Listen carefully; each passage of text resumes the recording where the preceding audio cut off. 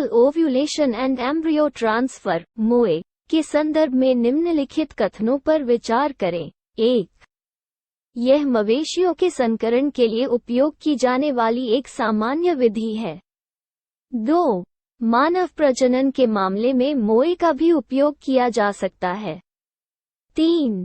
भ्रूण को भविष्य में उपयोग के लिए बैंकों में क्रायोसंरक्षित भी किया जा सकता है। ऊपर दिए गए कथनों में से कौन सा से सही है? A. 1 और 2, B. 1 और 3, C. 2 और 3, D. 1, 2 और 3।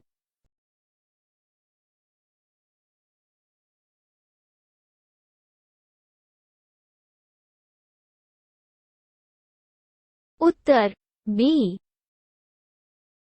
एकाधिक ओव्यूलेशन और भ्रूण स्थानांतरण MOAT को एक महिला दाता से निषेचित अंडे को निकालने और उन्हें कई सरोगेट प्राप्तकर्ताओं में डालने की प्रक्रिया या चरणों के रूप में परिभाषित किया जा सकता है, जो आनुवंशिक रूप से संबंधित नहीं है।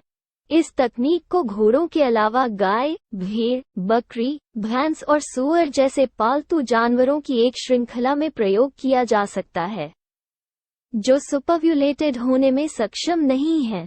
यह मवेशियों के संकरण या प्रजनन के लिए इस्तेमाल की जाने वाली एक सामान्य विधि है। भ्रूण स्थानांतरण व्यक्तियों या जानवरों के समूहों की प्रजनन दर को बढ़ाने का एक प्रभावी तरीका है। सभी मादा जानवर अपने जीवन काल में कभी भी जरूरत से ज्यादा अंडे देने में सक्षम होती हैं। पूरी प्रक्रिया को किसी पशुशाला में आसानी से किया जा सकता है। ET अंडाशय को एक चक्र में एक से अधिक अंडे देने के लिए फॉलिकल स्टिमुलेटिंग हार्मोन्स FSH का उपयोग करता है। इसके बाद आमतौर पर संभोग या कृत्रिम गर्भाधान के 7 दिन बाद कई अंडे गाय के अंदर निषेचित किए जा सकते हैं और गैर शल्य चिकित्सा से एकत्र किए जा सकते हैं। इन भ्रूणों को उन सरोगेट माताओं प्राप्तकर्ताओं में स्थानांतरित किया जा सकता है, जो अपने चक्र के समान चरण में है लेकिन संभोग नहीं किया है। इनमें से कई भ्रूण प्राप्तकर्ताओं द्वारा स्वीकार कर लिए जाते हैं और एक सामान्य गर्भावस्था होती है। वैकल्पिक रूप से भ्रूण को बिक्री या बाद में स्थानांतरण के लिए बैंकों में जमे हुए रूप में या क्रायोसंरक्षित किया जा सकता है। हाल ही में हरिसा मानवता की अमूर्त सांस्कृतिक विरासत की यूनेस्को सूची में अपनी प्रविष्टि के लिए खबरों में थी। ये पेस्ट किससे तैयार होता है? A. काली मिर्च, B. अदरक, C. अमरूद, D. मिर्च।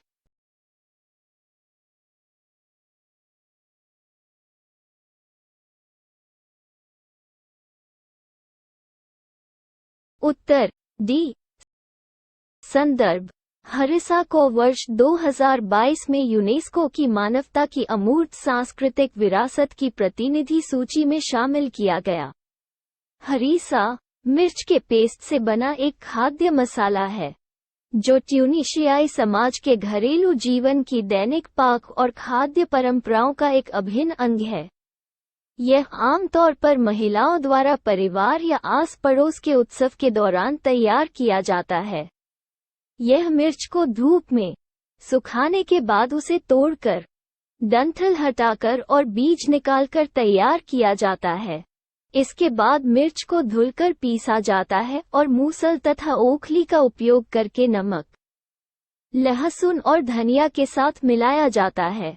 हरीसा को बाद में उपयोग के लिए कांच या मिट्टी के बर्तनों में संग्रहित किया जाता है। मिर्च की खेती एक कृषि कैलेंडर का पालन करती है, जो कुछ निश्चित अवधि के दौरान बुवाई पर रोक लगाती है, जिसे अशुभ माना जाता है। काली मिर्च उगाने से संबंधित ज्ञान और कौशल किसानों में समुदाय या कृषि विज्ञान स्कूलों और संस्थानों के माध्यम से प्रशिक्षित किया जाता है। प्रधानमंत्री आदि आदर्श ग्राम योजना (PMAGY) के संबंध में निम्नलिखित कथनों पर विचार करें। 1. ये जनजातीय मामलों के मंत्रालय द्वारा शुरू की गई नई योजना है। 2. यह अधिसूचित जनजातियों के साथ राज्यों, केंद्र शासित प्रदेशों में कम से कम 50% अनुसूचित जनजाति आबादी और 500 अनुसूचित जनजाति वाले गांवों को कवर करेगा। ऊपर दिए गए कथनों में से कौन सा से सही है? ए केवल एक, बी केवल दो, सी एक और दो दोनों, डी उपर्युक्त में से कोई नहीं।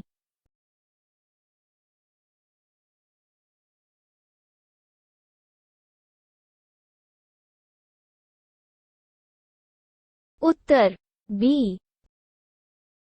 प्रधानमंत्री आदि आदर्श ग्राम योजना PMAGY जनजातीय मामलों के मंत्रालय ने वर्ष 2021 से 22 से वर्ष 2025 से 26 के दौरान कार्यान्वयन के लिए प्रधानमंत्री आदि आदर्श ग्राम योजना PMAGY नामकरण के साथ special central assistance to tribal sub scheme की मौजूदा योजना को नया रूप दिया है। इसका उद्देश्य महत्वपूर्ण जनजातीय आबादी वाले गांवों को मॉडल गांव आदर्श ग्राम में बदलना है, जिसमें कुल आबादी का लगभग 40% जनजातीय आबादी शामिल है। कम से कम 50% जनजातीय आबादी वाले गांवों और अधिसूचित ST वाले राज्यों केंद्र शासित प्रदेशों में 500 ST को कवर करने की परिकल्पना की गई है। इस योजना का मुख्य उद्देश्य अभिसरण दृष्टिकोण के माध्यम से चयनित गांवों के एकीकृत सामाजिक आर्थिक विकास को प्राप्त करना है। इसमें जरूरतों, क्षमता और आकांक्षाओं के आधार पर ग्राम विकास योजना तैयार करना शामिल है। इसमें केंद्र, राज्य सरकारों की व्यक्तिगत, पारिवारिक लाभ योजनाओं के कवरेज को अधिकतम करना और स्वास्थ्य, शिक्षा, कनेक्टिविटी और आजीविका जैसे महत्वपूर्ण क्षेत्रों में बुनियादी ढांचे में सुधार करना भी शामिल है। श्री अरबिंदो के संदर्भ में निम्नलिखित कथनों पर विचार करें। 1. ये पूर्ण स्वतंत्रता के विचार को खुले तौर पर सामने रखने वाले भारत के पहले राजनीतिक नेता थे। 2. उन्होंने एकात्म योग नामक साधना की एक नई पद्धति विकसित की। 3. The pathway to God Shri Aurobindo Ghosh के आध्यात्मिक पुस्तकों में से एक है। ऊपर दिए गए कथनों में से कौन सा से सही है? ए 1 और 2, बी 1 और 3, सी 2 और 3, डी 1, 2 और 3।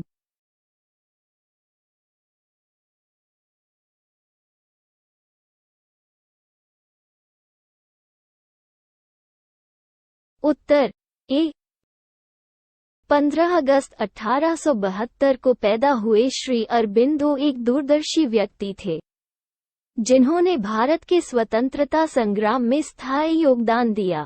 भारत के स्वतंत्रता संग्राम में योगदान, ये भारत के पहले राजनीतिक नेता थे, जिन्होंने अपने अखबार वंदे मातरम में खुले तौर पर पूर्ण स्वतंत्रता के विचार को सामने रखा। इन्होंने खुद को बंगाल की अनुशीलन समिति से जोड़ा और इन्हें अलीपुर षड्यंत्र मामले के तहत गिरफ्तार किया गया। यौगिक जीवन श्री अरबिंदो ने वर्ष 1905 में बड़ौदा में योग का अभ्यास शुरू किया था। वर्ष 1908 में उन्हें कई मौलिक आध्यात्मिक अनुभूतियों में से पहली अनुभूति हुई। वर्ष 1910 में वे राजनीति से अलग हो गए और पौंडीचेरी चले गए ताकि पूरी तरह से अपने आंतरिक आध्यात्मिक जीवन और कार्य में खुद को समर्पित कर सकें। पौंडीचेरी में अपने 40 वर्षों के दौरान उन्होंने साधना की एक नई पद्धति विकसित की, जिसे उन्होंने इंटीग्रल योगा कहा। इनकी कई रचनाओं में the life divine, the synthesis of yoga और सावित्री शामिल हैं। The pathway to God Mahatma Gandhi के आध्यात्मिक पुस्तकों में से एक है। वैकल्पिक निवेश कोष AIFS के संदर्भ में निम्नलिखित कथनों पर विचार करें। 1. ये केवल विदेशी स्रोतों से निजी तौर पर पूल किए गए निवेश कोष को संदर्भित करता है। 2. हेज फंड वैकल्पिक निवेश कोष का हिस्सा नहीं बनते हैं। ऊपर दिए गए कथनों में से कौन सा से सही है? ए केवल 1, बी केवल 2, सी, 1 और 2 दोनों। डी, उपर्युक्त में से कोई नहीं।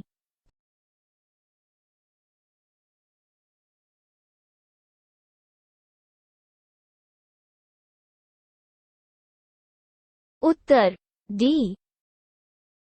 वैकल्पिक निवेश कोष AIFS भारत में एफ को भारतीय प्रतिभूति और विनिमय बोर्ड वैकल्पिक निवेश कोष विनियम 2012 के तहत परिभाषित किया गया है। ये ट्रस्ट या कंपनी या बॉडी कॉर्पोरेट या लिमिटेड लायबिलिटी पार्टनरशिप LLP के रूप में किसी भी निजी रूप से पूल किए गए निवेश फंड, चाहे भारतीय या विदेशी स्रोतों से, को संदर्भित करता है। इसलिए भारत में एफ निजी फंड हैं, जो अन्यथा भारत में किसी भी नियामक एजेंसी के अधिकार क्षेत्र में नहीं आते हैं। वैकल्पिक निवेश कोष एफ की श्रेणियां। श्रेणी A मुख्य रूप से स्टार्टअप SMEs या किसी अन्य क्षेत्र में निवेश करता है जिसे सरकार आर्थिक और सामाजिक रूप से व्यवहार्य मानती है। श्रेणी 2 इनमें निजी इक्विटी फंड या डेट फंड जैसे वैकल्पिक निवेश फंड शामिल हैं, जिनके लिए सरकार या किसी अन्य नियामक द्वारा कोई विशेष प्रोत्साहन या रियायत नहीं दी जाती है। श्रेणी 3 वैकल्पिक निवेश फंड जैसे हेज फंड या फंड जो अल्पकालिक रिटर्न या ऐसे अन्य फंड जो ओपन एंडेड हैं और जिनके लिए सरकार या किसी अन्य नियामक द्वारा कोई विशेष प्रोत्साहन या रियायत नहीं दी जाती है।